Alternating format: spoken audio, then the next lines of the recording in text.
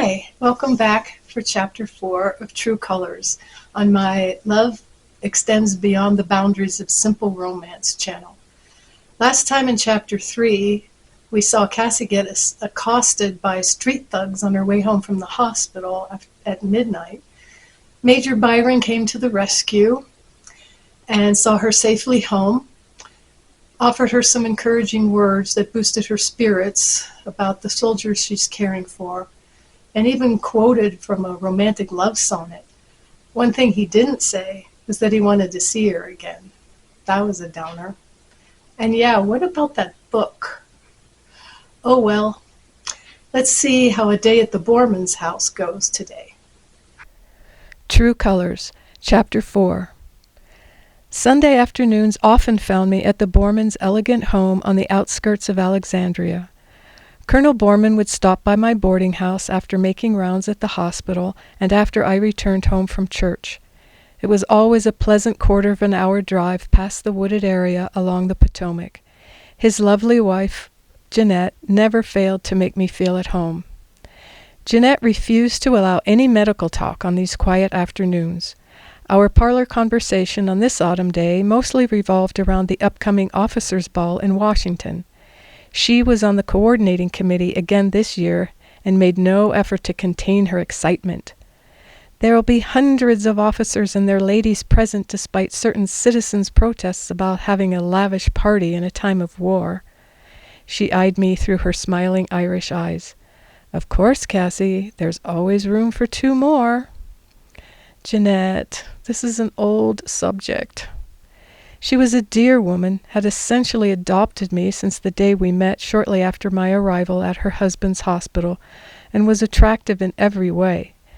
She could not bear the fact that there was no man in my life, and attempted at every turn to arrange an introduction with some young officer who she felt was perfect for me. The current front-runner was Lieutenant Calvin Thomsan, a graduate of the University of Pennsylvania Medical College, and the new assistant surgeon at the Grace Church Hospital.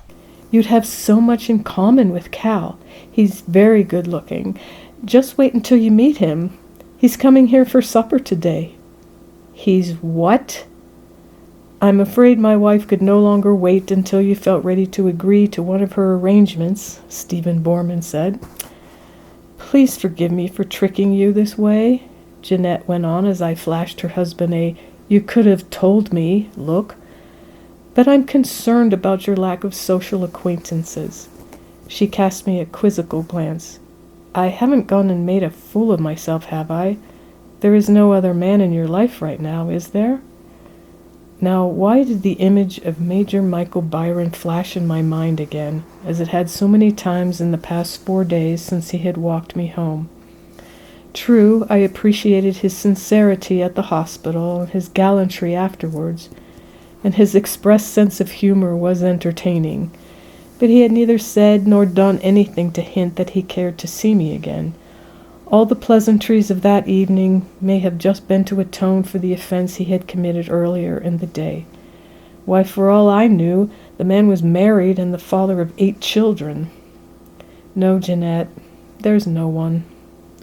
Then there's still hope that this afternoon will bring a bit of romance and sweetness into your life, or at the very least, an invitation to the ball. I happen to know that Cal has not asked anyone yet. I simply couldn't go, even if he should ask. I have nothing that comes close to a ball gown, and no means with which to buy one. That's not a problem. I bought 3 gowns myself because I was unable to decide which one I liked best. You and I are very close, height and figure-wise. You could wear one of mine. Wait a minute. Colonel Borman leaned toward his wife. You bought 3 dresses, Jeanette? Don't you think that's a little extravagant? Not extravagant, just undecided. They said I could return the ones I didn't choose before Friday. But don't you see how it worked out? Now I can lend one to Cassie. She canted her head to one side. The emerald green one would look so lovely on you. Your hair and complexion? Yes, definitely the green satin. Oh, no, I couldn't. Now, Cassie, that hospital is practically your whole existence. You simply must get out more. The knocker fell against the great oak door. Oh, that must be Cal now. My heart sank as Colonel Borman went to answer the door. "Jeanette, I really wish you had warned me. But then you wouldn't have come today, would you?" "No." I glanced toward the archway under which Colonel Borman escorted his friend into the room. Upon eyeing the young officer from hat-brim to boot-tips, I let out a slow breath. "Well, maybe." Calvin Thomsan was about 6'2", and upon removing his hat exposed a treasury of thick blonde hair. I rose and straightened as the men crossed the room.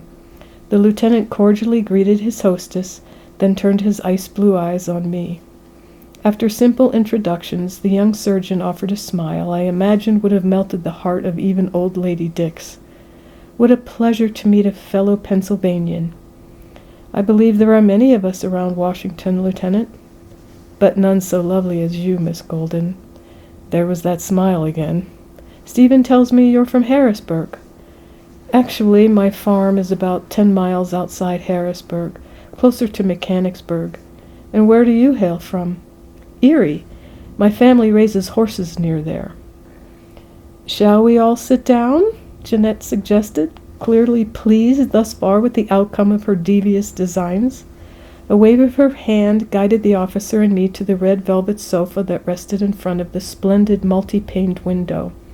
The sun's rays boldly brightened the Victorian furnished room. Lieutenant Thomsan proved to be a gentleman in every sense of the word. He was polite, cheerful, and articulate. He listened attentively as I spoke of my father's dual professions of physician and farmer. Unwilling to deal with what he felt was the stark coldness of a big city practice, Matthew Golden maintained an office in a room of our farmhouse and made house calls among the farm families of Cumberland County. More often than not, he accepted payment in the form of eggs or sides of pork or seed, wheat, or whatever crop that particular family was growing successfully at the time. During the lean times, when hardly anything grew successfully, his patient's promises of future payment sufficed. Thus my father never accumulated much in the way of material wealth, but when my parents died, I was proud of the inheritance they had left me, a vast fortune made up of true friends, Christian virtues, and indomitable standards by which to live. "He sounds like a man I would have taken great pleasure in knowing," Lieutenant Thomsan said. "How did he die?" "He and my mother died together when our farmhouse caught fire. It was early morning, and they were asleep. A breeze must have blown some embers from the hearth." "How did you escape?" "I was spending the night with my cousins. You see, my uncle owned an adjoining farm, and my cousins and I often slept over at each other's homes. Our mothers were sisters, and our families were very close. After my parents died, my aunt and uncle took me in as their own and attended to both farms. The year I turned 18, Aunt Clarissa and Uncle Sven died within 4 months of each other. My cousins Eric and Hannah and I maintained the farms until last year when Hannah married a missionary and sailed off to Hawaii. And now Eric..." Colonel Borman, sensitive to the grief I still bore, graciously explained. "Eric was killed at Bull Run, Cal. That's when Cassie decided to come here and use the skills her father taught her to aid the soldiers." Lieutenant Thomsan's eyes held genuine sympathy. "Such a touching story. I'm deeply sorry about the tragedies you've faced, Miss Golden. Yet I must say, I'm glad you ultimately found your way here." The maid announced that supper was ready, and the young officer escorted me to the dining room.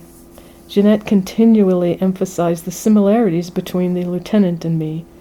When he recalled how his lifelong ambition had always been to become a doctor, I mentioned my early desire to attend medical college. Cal laughed heartily. "Such a delightful sense of humor you have, Miss Golden. Imagine you wanting to become a doctor." "Your reaction is a familiar one to me, Lieutenant, but I believe I would have made a good doctor. My father taught me much about his profession, and I studied it for years on my own after his death." The glance he sent me was also familiar. "What on earth for?" "Because the science of medicine has always fascinated me." He glimpsed his host. "She's quite amazing, Cal. Knows more about the care of infections, wound dehiscence, gastrostomy tubes, and just about everything else you'd ever guess, not to mention her knowledge of tinctures and extracts from indigenous plants. His bewildered eyes returned to me. But there simply is no place for a woman in the field of medicine. Dr. Elizabeth Blackwell operates her own hospital in New York City, staffed solely by female physicians, proving there is a place for women in your field, Dr. Thomsan. Mark my words, colleges will regret the day they ever allowed women to matriculate. I say the ones who still refuse to admit women will be the ones regretting it. Now, Jeanette interrupted, fretting over the turn the conversation had taken. That's enough professional talk for one day. Cal's expression softened. She's right, and I apologize. I deserve a flogging for having been so argumentative with such a gracious young woman. Neither did I desire to spoil this pleasant gathering. Cal was, on the whole, quite charming after all. At dusk, the young surgeon took leave to rest at home before going on night duty. By the time he left, we were no longer mere acquaintances, but had become friends. Though I detected a hint of boastful pride in his nature, this single fault seemed more than redeemed by his otherwise virtuous attributes. It was with pleasure that I accepted his invitation to the ball on Friday night, and it was with a touch of melancholy that I watched him leave for home.